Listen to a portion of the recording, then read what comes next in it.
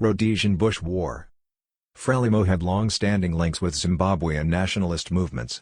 Even during the Independence War, guerrillas of ZANLA, Zimbabwe African National Liberation Army, the armed wing of ZANU, Zimbabwe African National Union, were able to operate from Frelimo-held areas in Tete Province into northern areas of Rhodesia. After the implementation of the UN sanctions against the Rhodesian government, the entire length of the border was now available for nationalist incursions into Zimbabwe. ZANU leader Robert Mugabe, released from a Rhodesian jail in 1974, made his way into Mozambique the following year. Initially Michel was suspicious of the apparent coup within ZANU that had brought Mugabe to power, and he was effectively rusticated to the central city of Quelimane, where he taught English. 18. Tired of the divisions within Zimbabwean nationalism, Michel sponsored an alternative to both ZANU and its rival ZAPU. This was the Zimbabwean People's Army, ZIPA, which took credit for many operations in eastern Zimbabwe, and was enthusiastically promoted by the Mozambican media.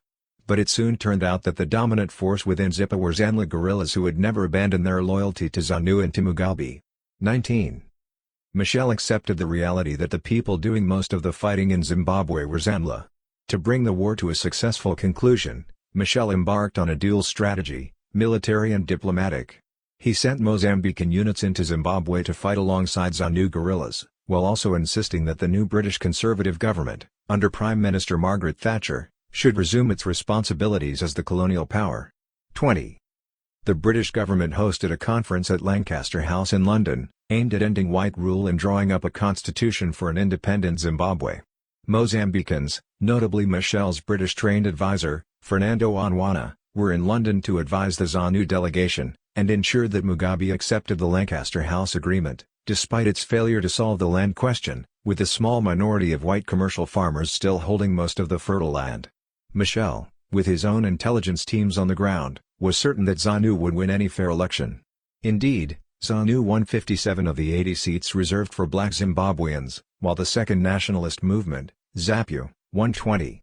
Ian Smith's Rhodesian Front took the 20 seats, which Mugabe had reluctantly agreed to allocate to the whites. Michel was fully aware of the dangerous ethnic divisions in Zimbabwe, with ZANU drawing most of its support from the Shona majority, and ZAPU from the minority Ndebele people. On his first state visit to Zimbabwe, in 1980, Michel gave a warning: to ensure national unity, there must be no Shonas in Zimbabwe, there must be no Ndebeles in Zimbabwe, there must be Zimbabweans. Some people are proud of their tribalism.